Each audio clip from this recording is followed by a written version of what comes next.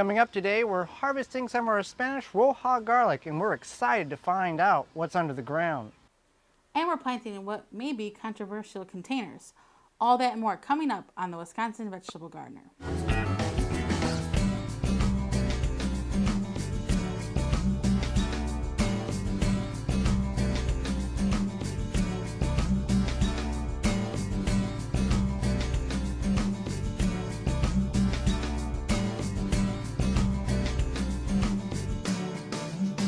Wisconsin Vegetable Gardener is sponsored in part by, for all your non-GMO, organic and heirloom vegetable, flowers, and herb seeds, visit dollarseed.com. Sioux Growing Supply, located in Wausau, Wisconsin, focusing on certified leaf compost, an excellent amendment for poor soil, retains moisture and adds nutrients, which equals less watering. Available in labor saver pre-filled trays and pots, bag and bulk. Visit SiouxCompost.com. Organic fertilizer for the health-conscious organic home gardener. Family owned and operated. Visit thewiveggardeners.com. Don't poison your soil with municipal water. Attach a body, mind, and soil hose filter. Free shipping exclusively through the WisconsinVegetableGardener.com. Just click on the body, mind, and soil icon.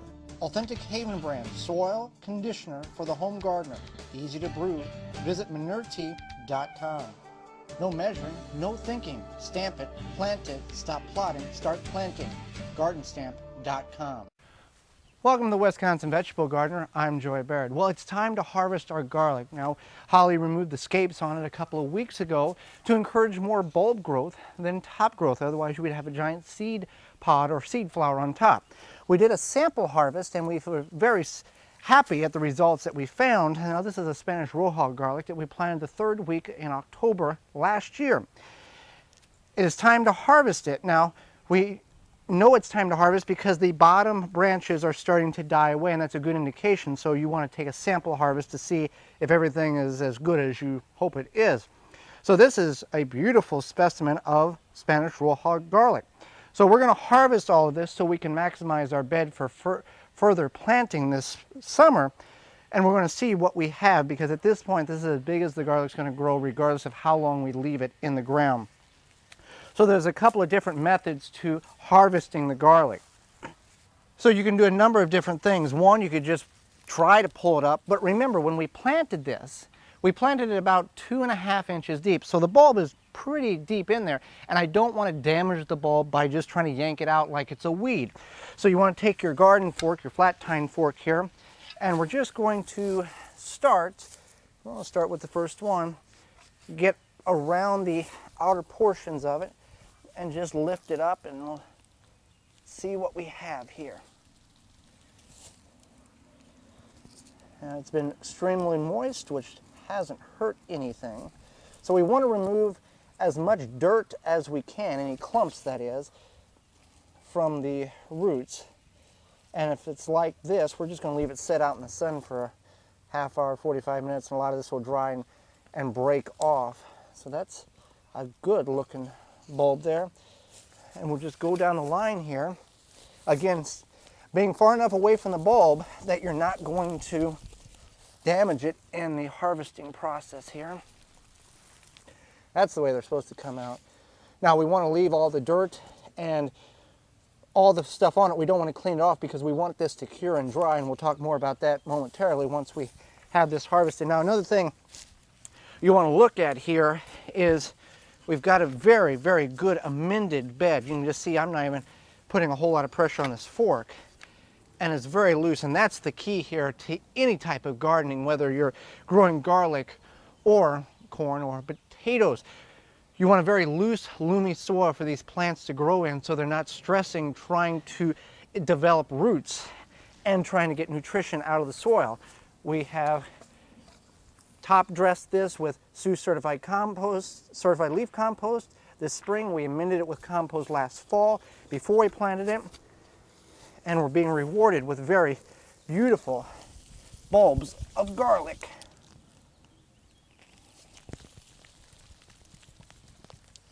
That's the biggest one so far there. So I'm going to harvest all of this, and then we will see what we need to do so we can cure it, save some bulbs or some cloves for planting this fall, and what we need to do so we can eat and enjoy this beautiful garlic.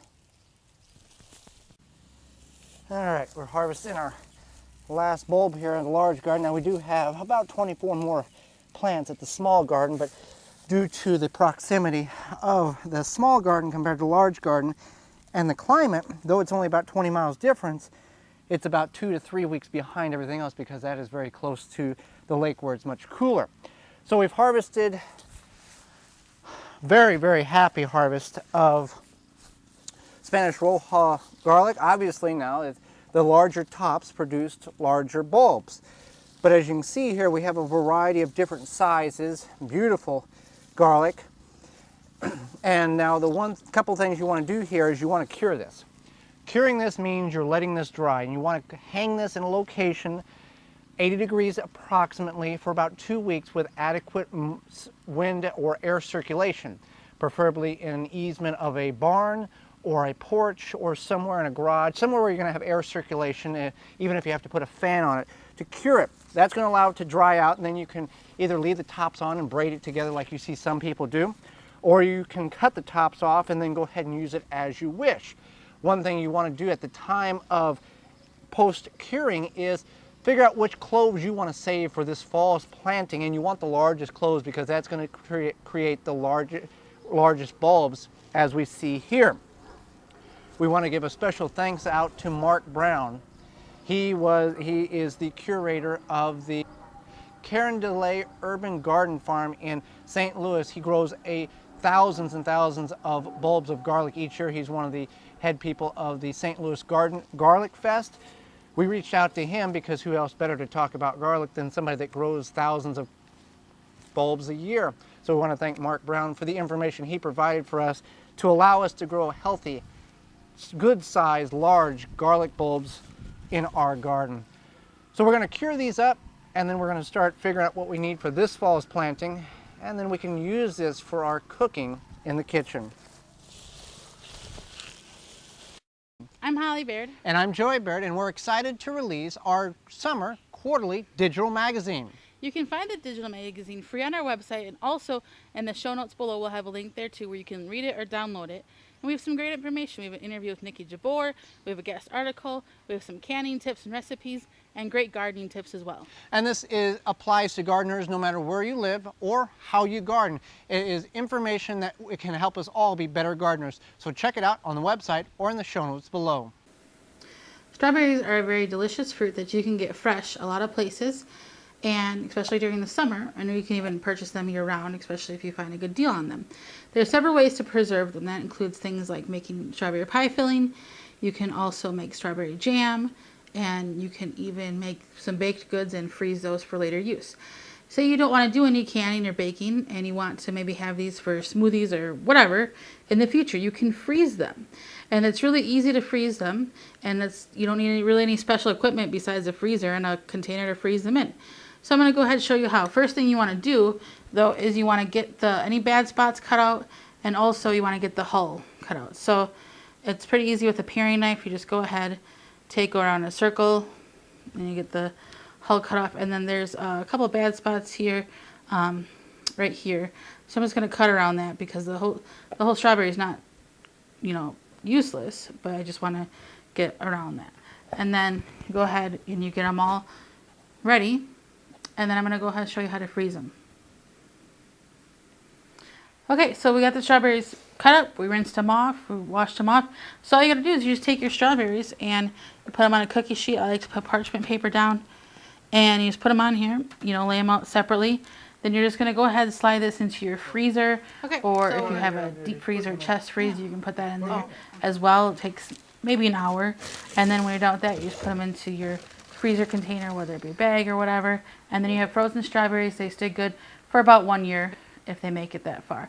So that's how you freeze strawberries really easily and quickly for food preservation. When it comes to getting taste sweeter in fruit and vegetables in your garden, potassium is your answer. We're using Winchester Garden Selected Organic Berry Fertilizer. Now, berry fertilizer, the picture indicates strawberry, raspberry, and blueberries on it, but we're going to use it for our tomatoes because the 2, 3, 4, the 4 indicates potassium. We're going to do the recommended applicational rate and follow the directions, but this will help get our tomatoes to have a much sweeter taste than they normally would by adding a little extra potassium to the uptake for the roots.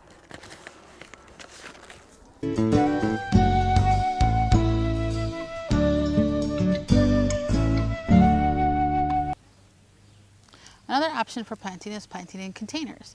This is actually an old cooler that we have used in the past to grow different things. We're actually going to plant a yellow zucchini or yellow straight neck squash.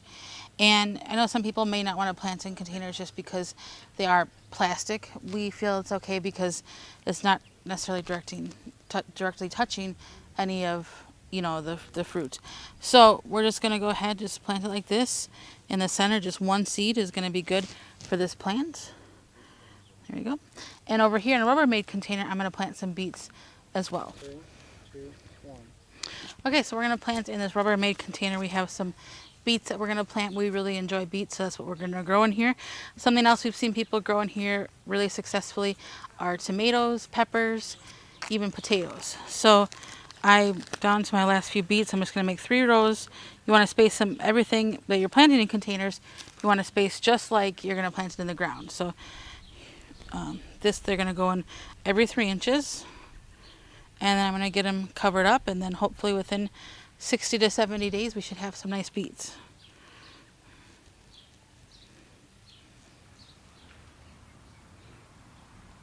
Now when planting in containers, you want to make sure that you keep them watered. There's more surface area because they're above ground and the sun is able to circulate around them more in the air, so they're going to dry out quicker. So you want to go ahead and make sure you keep them watered. Thank you for watching. I'm Holly Baird. But it's next time for more organic gardening, home food preservation. This has been the Wisconsin Vegetable Garden.